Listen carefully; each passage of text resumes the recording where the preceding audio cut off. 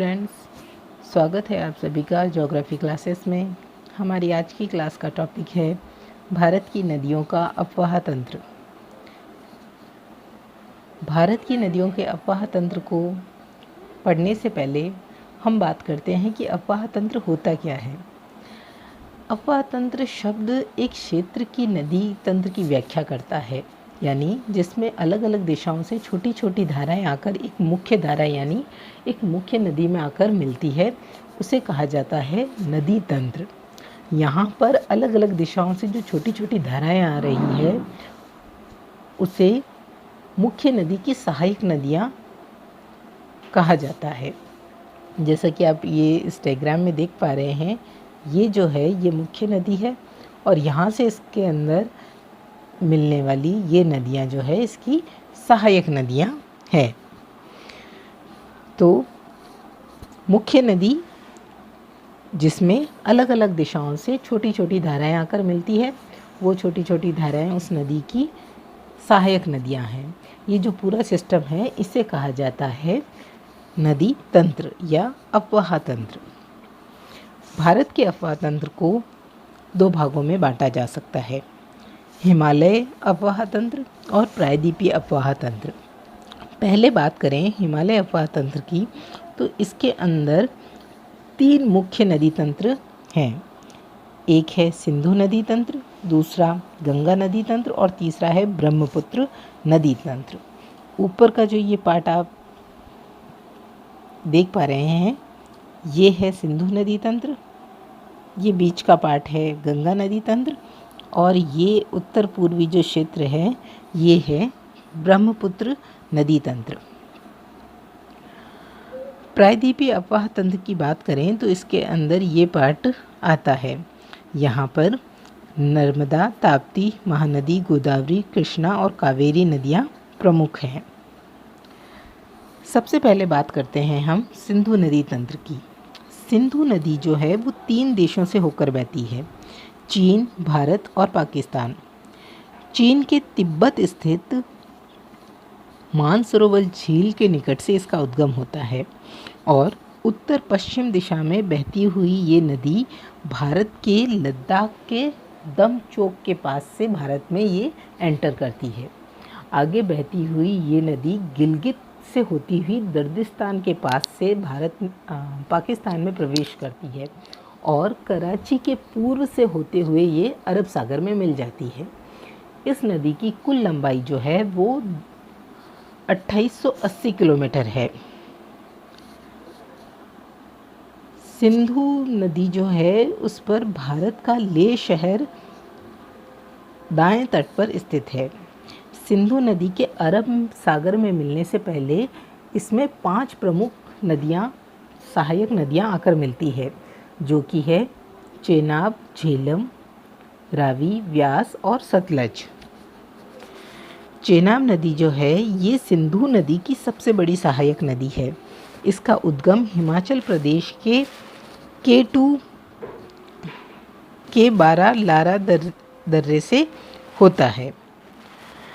हिमाचल प्रदेश में इस नदी का निर्माण 2 धाराओं से होता है, जो चंद्र और भागा, जिन्हें नाम से पुकारा जाता है, इसलिए इसे वहाँ पर चंद्रभागा नाम से भी जाना जाता है।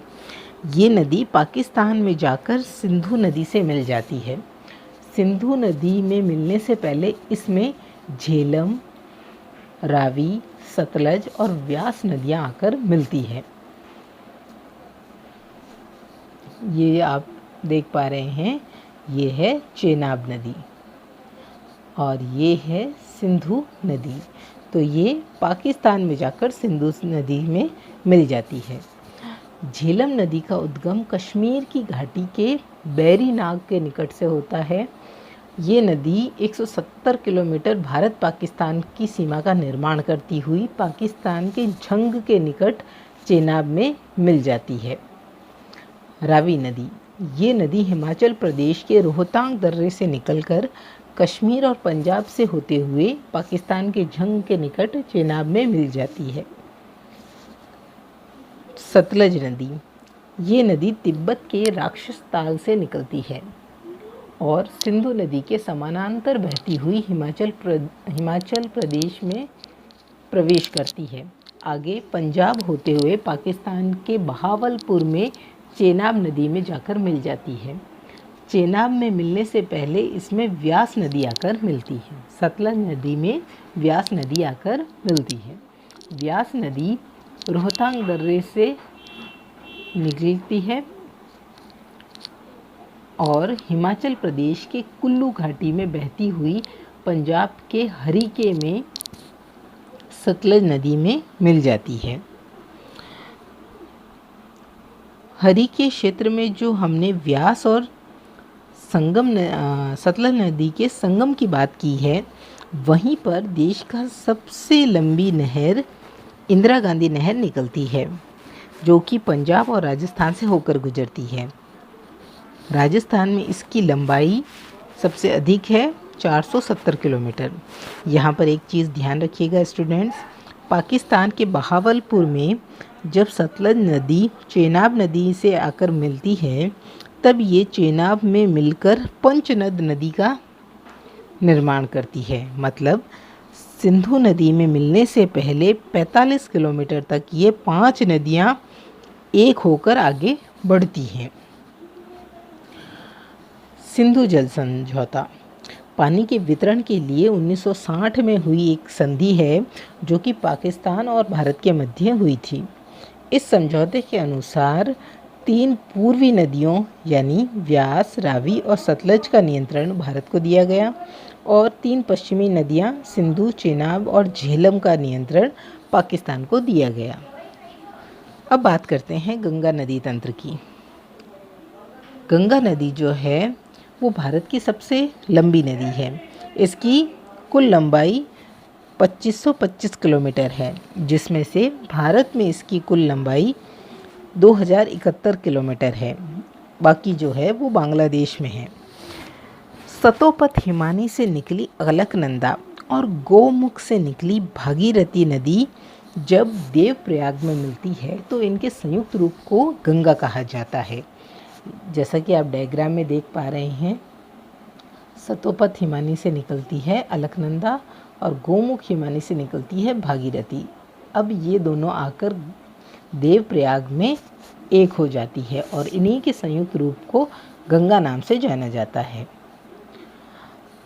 अब गंगा की भी जो गंगा की ये धारा है अलकनंदा, इसकी भी 2 प्रमुख सहायक नदियां हैं, पिंडार नदी और मंदाकिनी नदी।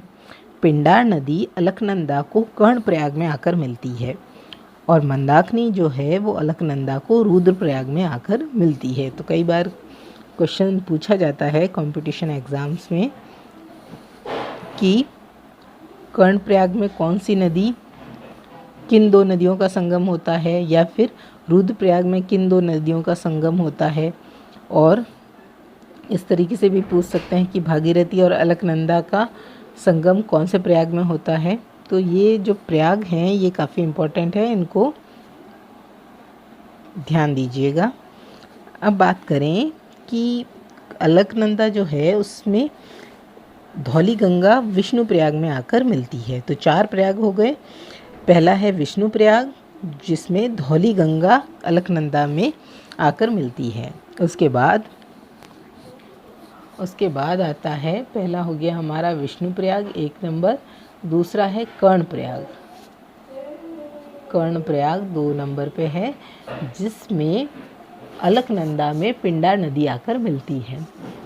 तीसरा है रुद्रप्रयाग, जिसमें अलकनंदा में मंदाकिनी आकर मिलती है। चौथा है देवप्रयाग, जिसके अंदर भागीरथी और अलकनंदा दोनों एक हो जाती है। प्रसिद्ध केदारनाथ मंदिर जो है वो मंदाकिनी नदी के तट पर स्थित है और बद्रीनाथ मंदिर जो है वो अलकनंदा नदी के तट पर स्थित है। उत्तराखंड से निकली गंगा उत्तर प्रदेश, बिहार से होती हुई पश्चिम बंगाल तक बहती है। पश्चिम बंगाल के फरक्का नामक स्थान पर आकर ये 2 धाराओं में बट जाती है। एक है हुगली और दूसरा है भागीरथी, मुख्य धारा जो है। भागीरथी जो धारा है वो बांग्लादेश में प्रवेश करती है, तो इसे पद्मा नाम से जाना जाता है। आगे बहती हुई ये पद्मा ब्रह्मपुत्र, जिसे बांग्लादेश में जमुना नाम से जाना जाता है, से मिल जाती है, जिसे संयुक्त रूप से मेघना कहा जाता है। और ये दोनों एक हो जाती हैं और मेघना आगे चलकर बंगाल की खाड़ी में जाकर मिल जाती है। तो स्टूडेंट्स, जो भागीरथी जो मेन धारा है, जब वो बंगाल में एंटर करती है तब उसका नाम किस नाम से जाना जाता है? पद्मा नाम से। फिर जो भारत की नदी है ब्रह्मपुत्र नदी, ये नदी जब बांग्लादेश में एंटर करती है तो उसे जमुना नाम से जाना जाता है। पद्मा और जमुना जब दोनों संयुक्त रूप से बहती है, एक हो जाती है, तो इसे मेघना कहा जाता है। गंगा नदी तंत्र की बहुत सी सहायक नदियाँ भी हैं, जिसमें है यमुना, सोन, गोमती, दामोदर, घाघरा, जिसे सरयू भी कहा जाता है, गंडक और रामगंगा। पहले हम बात करते हैं यमुना नदी की। यमुना नदी जो है वो गंगा की सबसे बड़ी सहायक नदी है, जो उत्तराखंड के बंदरपूंछ चोटी पर स्थित यमुनोत्री हिमानी से निकलती है।